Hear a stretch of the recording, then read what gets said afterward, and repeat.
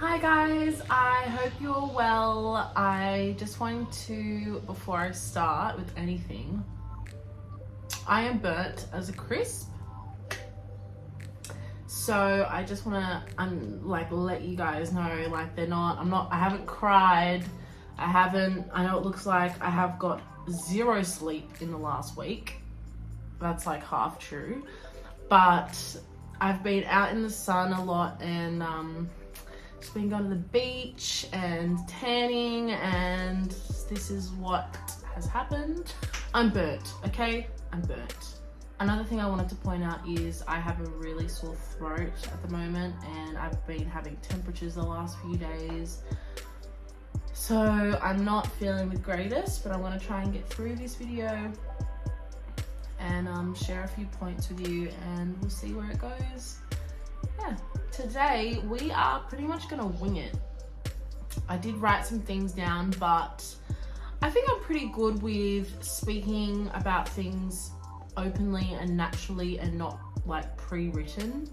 I think it really helps to have some like dot points with what you want to talk about, but in terms of details, I really like to just express how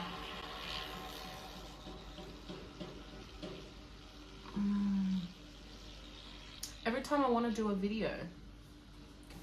Thanks a lot.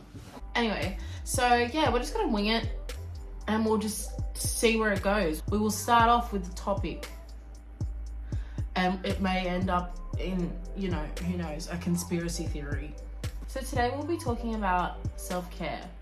Growing up, I guess everyone experiences self-care a little bit differently in terms of realizing how important it is, and as a young girl into a teenager into a young lady, it was never really told how important self-care was and was never really educated about it in school, in my family life. It wasn't really a big thing that we ever spoke about. And self-care is what you deliberately do for your mental, spiritual, physical health that benefits you. And as simple as that sounds, doing little things to benefit your body, benefit your mind, a lot of people don't pay attention to it, and I think that's not a lot of people's fault.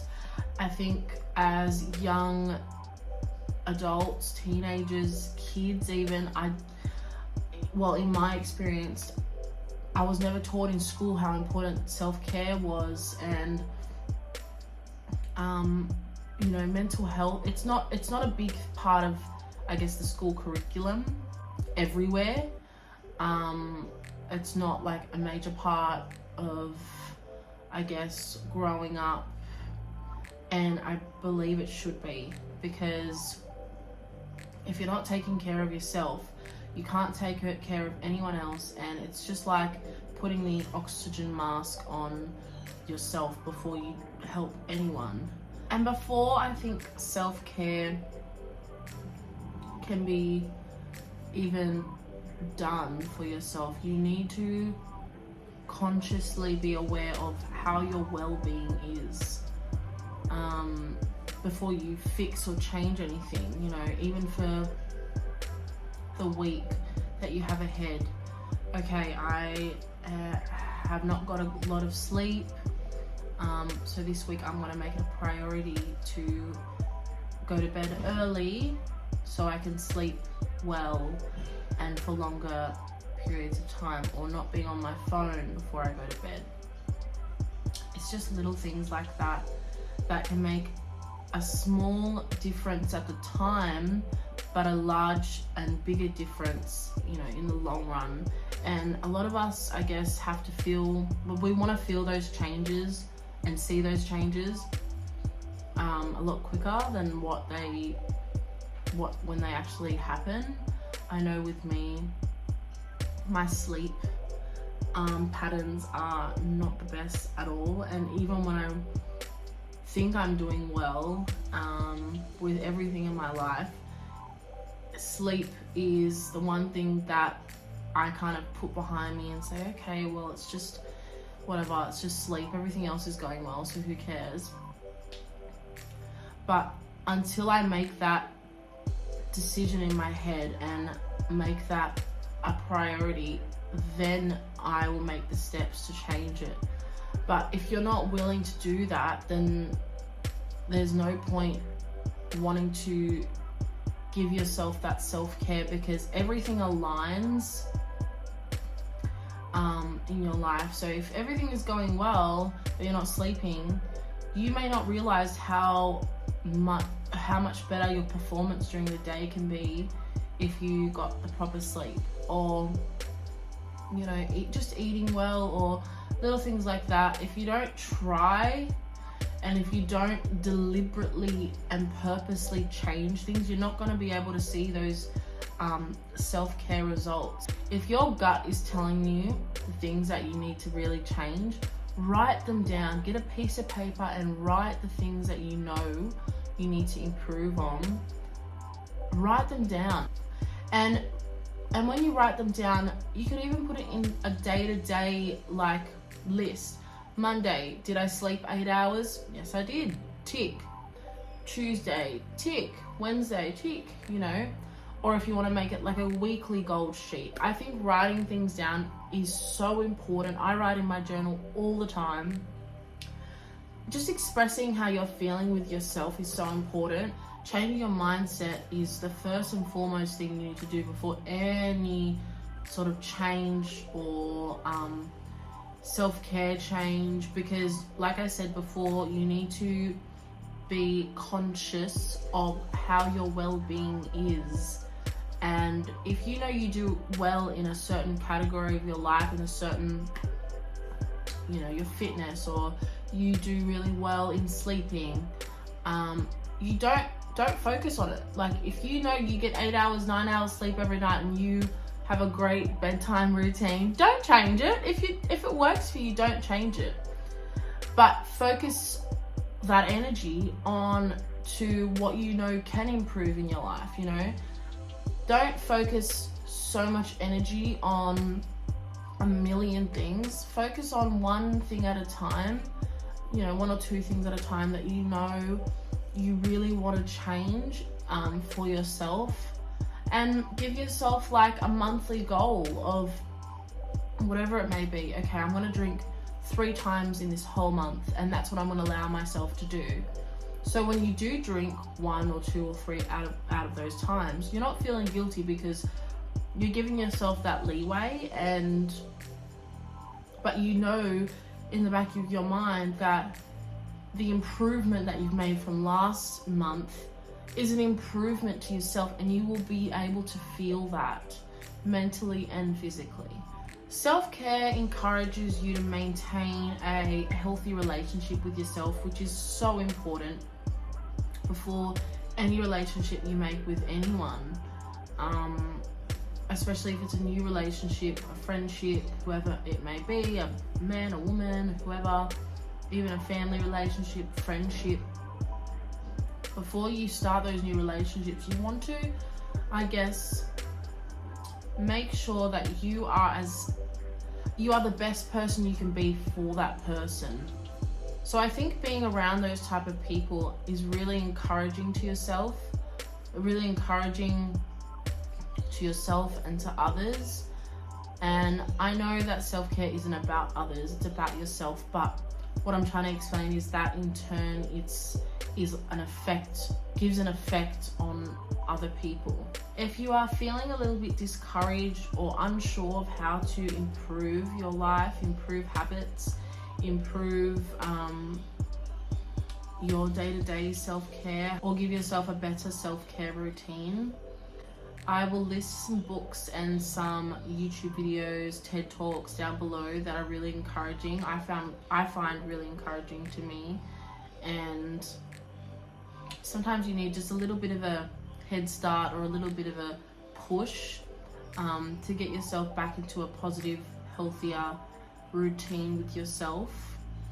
And when I'm feeling down, I honestly watch YouTube videos that give me a little bit of encouragement, that give people advice on how to change their mindset, or little things day to day, maybe just with your food, or how to spice up the house, how to spice up your relationship, how to, you know, physically change things, to give yourself a new outlook.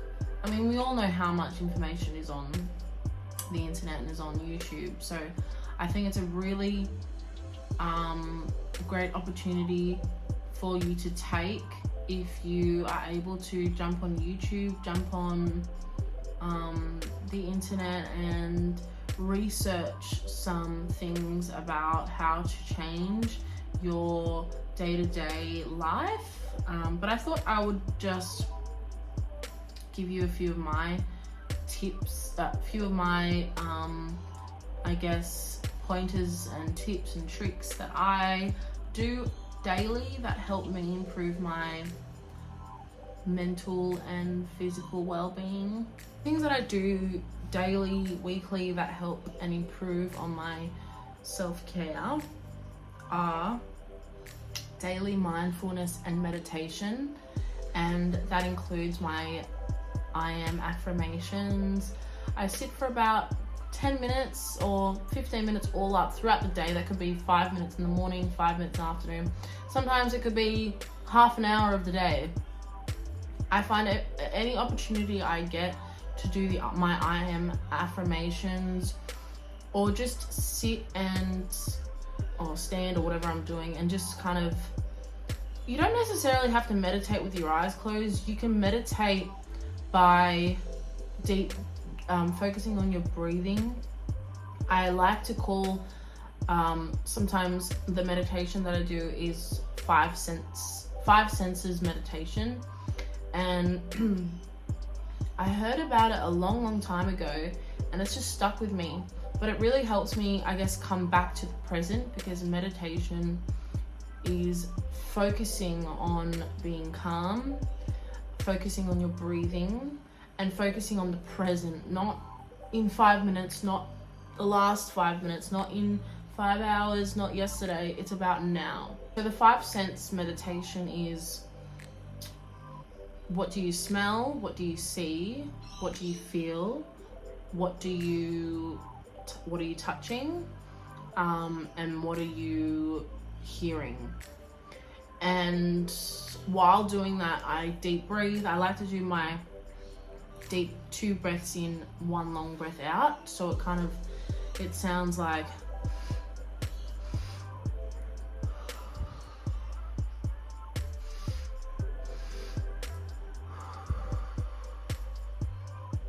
and that really helps me. In like 30 seconds, I'm like calm as the wind. And while I'm doing that, I am thinking about, what do I smell? What am I seeing right now? What am I hearing? What am I touching? Even if it's like touching my hands, or if I'm just on the couch in my own living room, what am I looking at? What am I hearing? Or if I'm going for walks, that's a great time to do it, because you're looking at things, you're smelling different things. And sometimes I repeat them, so once I finish, I start again. I'm in a different area if I'm going for a walk, so I repeat those things. What am I seeing? What am I looking at? And it puts your mind to the present time. You're not thinking about anything, because you're so focused on, what am I hearing? What am I feeling? What am I looking at? And I just think it really helps me bring myself back to the present, and I'm being calm while I'm doing it. So yeah, another self-care practice that I take is having a tea a day. I know it's the littlest thing, but having my herbal tea, peppermint tea, ginger tea, whatever you like, it just makes me feel so good. And that's all I can say about it. It's good for you and it makes me feel good. So it's self-care. It's making me feel good. Going for walks. I have to go for a walk a day. Like, if I don't, I'm not myself. And now I work full time, so it's hard to get that in, but I make it happen. We say things can be hard, but hard doesn't mean no, or hard doesn't mean never. And at the moment it is summer in Australia, so daylight saving is incredible. I come home and it's still light outside for like 5 hours. So maybe not 5 hours, it's a bit much, like 3 hours. So I try to take the most of going outside for a walk, going to the beach. Fortunately, I live right next to the beach, and so I'm so blessed that I get to go to the beach every day and go for a walk. Or even in the mornings, if I know I won't have time to do it later that night, I will do one in the morning. Like, well, first of all, I'm getting some exercise in, and that's only beneficial for anyone. And I guess I get to do my meditation, my 5 cents affirmation, my 5 cents meditation, my affirmation, benefiting me and my body and my mindset, and that is most important. Self-care. I'm just gonna run through the rest of my self-care routine, or the self-care practices that I take. Go for swims at the beach, read books at night time. I think it's really calming for your mind. Not to look at any technology, but just to read and to take in information. Colouring in, and also just communicating with my boyfriend. I think communication is so important with any relationship. Well, not that I think, I know it's so important. And being with my partner, I live with my partner, so I really try to make it a habit every day, or you know, a couple times a week, to really sit with him and talk about how I'm feeling. You know, sometimes it ends in tears, sometimes it ends in laughs, sometimes it ends in, you know, but I think just talking with your partner and letting them speak to you, making sure that you have that openness, even just saying like, is there anything you want to talk about? Because most of the time, if you ask someone that, there is something to talk about. And it could start off with just talking about their weeks, talking about their day, and then it ends up in talking about their childhood, talking about different things they did. And it doesn't have to be a negative or sad space. It could just literally be talking about their day, their week, things that they did, things that they got done. You know, it's just letting your partner talk. And at the end of the day, you know, if you do live with your partner, your husband, wife, boyfriend, girlfriend, whoever it may be, I think putting that into your weekly routine of talking with them, and not just making it just like a quick 5 minutes, but really listening to them and making that conversation before you even start, in your head, knowing, okay, I'm going to have a conversation with my partner, and it's going to be focused on how we can improve the relationship. And I really think that giving that conversation beforehand, like an intention of what you want to express or what you want your partner to talk about, it's really beneficial, and it's really beneficial, and in the long run it only strengthens your relationship. It only strengthens. So guys, I really hope you enjoyed this video. Again, I apologize if I spoke a little bit quieter or slower. I just have a really sore throat, but I really wanted to get this video uploaded, and I really wanted to express my feelings on self-care and giving you guys some tips, and personally what I do weekly, daily, for my self-care routines and practices that I do. So I really appreciate you guys watching, and I hope you all have a beautiful, beautiful week. Bye guys. Hello. Like, comment and subscribe. Bitches.